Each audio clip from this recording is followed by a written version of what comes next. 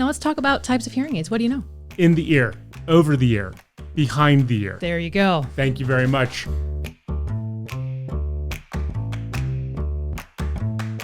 Welcome to the Ask an Audiologist podcast, real audiology white papers written by real audiologists and explained to you by a real audiologist and a guy who isn't. Now here are your hosts, Dr. Ali Tressiter and Kevin Ziener. Hello and welcome back to the fastest growing audiology podcast in all the world, the Ask an Audiology podcast. I'm Kevin Ziener. And I'm Dr. Ali Tressiter. I actually don't know if that's true for the fastest growing audiology podcast but or let's not. believe it. I'm going to manifest it Yes. and we're going to will it. Yes. And so will everybody else who's listening.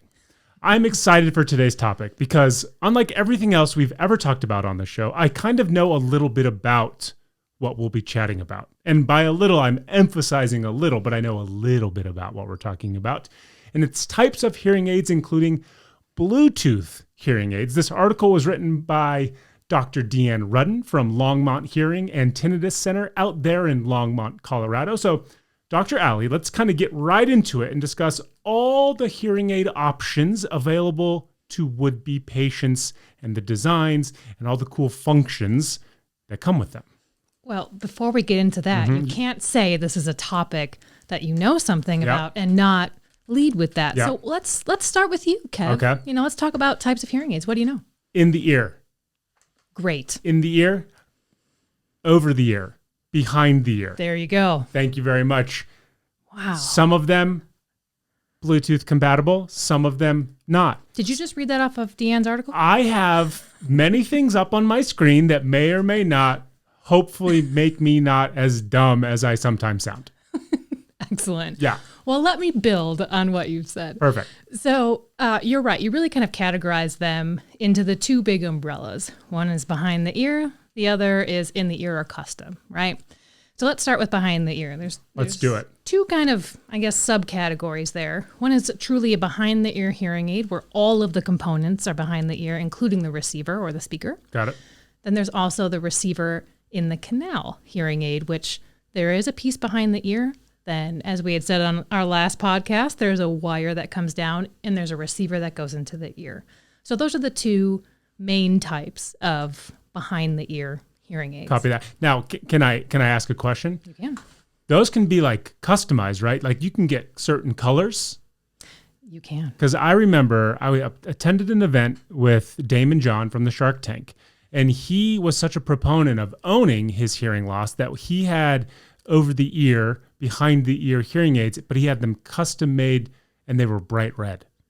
So that's awesome. Yeah. I am a huge proponent of anybody getting them in fun colors. Yeah. Because there's like hot pink and Yep. there's blue and I think orange. he said he had like 10 different varieties. Obviously, he's a billionaire.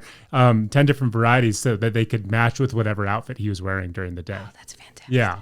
Maybe we should go into business and create hearing aid skins. Sold. I mean, I know colors. You know everything else. Done. Business is done. Yep. Pretty much made ourselves millionaires All right here right. on the podcast. So let's go into the other type of Okay, hearing fair. aid, the customs. So there are lots of different sizes of custom hearing aids. There are ones that you may have seen in people's ears before. Sometimes I think the really big ones, they almost look like there's bubble gum in someone's ears. Yeah, the yeah, yeah. Really big ones, and then they go all the way down to the super tiny ones, the ones that are essentially invisible from the outside. And they all generally have the same components. They have microphones, they have processors, they have receivers or speakers, but they operate differently, and they're for different types of hearing loss. Not one hearing aid fits everybody. Yeah.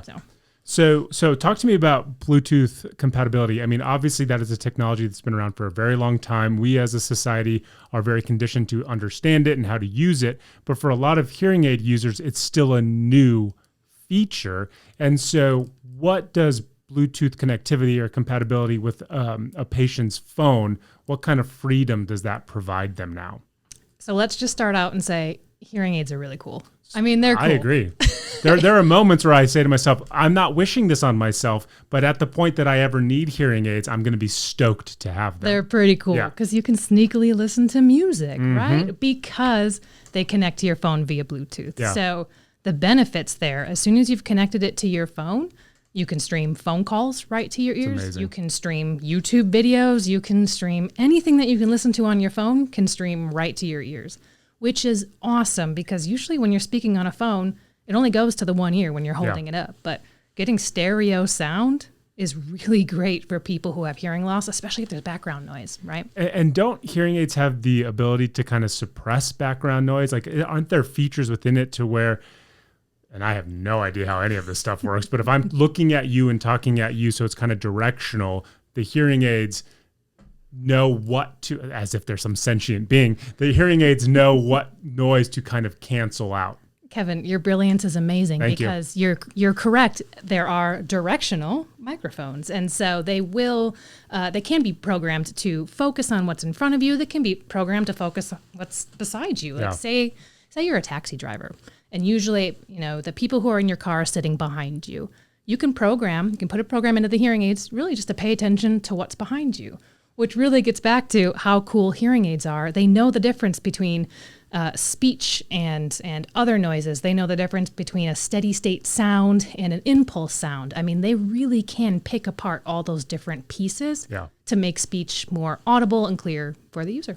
And I'm sure some people are saying, well, are there hearing aids that pair with iPhones? Are there hearing aids that pair with Android phones? And the answer is yes. Yes. Yep. And so different manufacturers have different compatibility. So it's definitely something you want to talk through with your audiologist because some that stream to iPhones don't always stream to Android and vice versa. So definitely something you want to talk to. And is there, I know we're always reluctant to talk price because it depends on where you are, it depends on the type of hearing aid you need, all these different variables.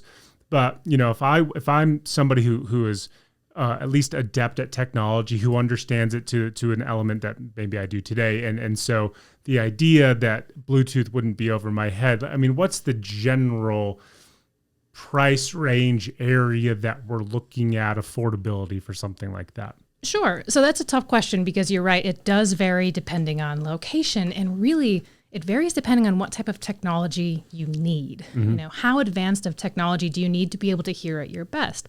Now, that said, most hearing aids, the overwhelming majority of hearing aids now come with Bluetooth kind of as a stock feature. So that's not typically something you need to consider as an add-on, unless you're kind of at the lowest entry level of hearing aids. Sometimes that can be an add-on, but typically it's already just in the hearing aid. Yeah. Mm-hmm. And so is there, I would imagine with that kind of the ubiquitous use of it, meaning I can use phone calls, I can listen to music, I can watch videos, all within the comfort of my own hearing aids. I imagine that Bluetooths need to be charged a little more frequently than a traditional hearing aid. That's a really good question. Thank you very much. Now it's getting to your head. So I'm just hitting your next everything. question's going to be terrible. I'm just happy I set myself up for success in this podcast by saying I know a little bit about what we're talking about. You did. You did lead with some pretty quality content. Nailed it. Yes. But that's a really good question. So if you're somebody who, let's say you're on the phone all day, that is definitely going to drain the hearing aid batteries more than if it's, you're just taking the occasional call. If you listen to music all day, again, same thing. But generally, again, hearing aids are meant to last all of your waking hours. So even when you're streaming for, let's say, 8 hours, most of the time you're still going to get somewhere between 16, 18, 20 hours of wear time, which usually that's all of your waking hours. Yeah. So it's typically not too big of an issue unless you're streaming just every second of the day. Got it. Awesome.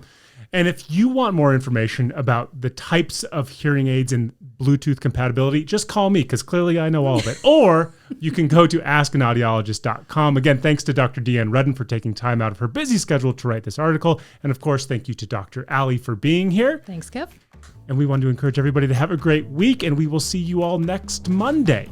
You can find more information at askanaudiologist.com, and you can follow us on all our social channels at Ask an Audiologist. The information provided on this podcast is for educational and entertainment purposes only and does not substitute for professional medical advice. I'm so impressed. I have a feature on this where I can give myself applause. I won't do it, but I will.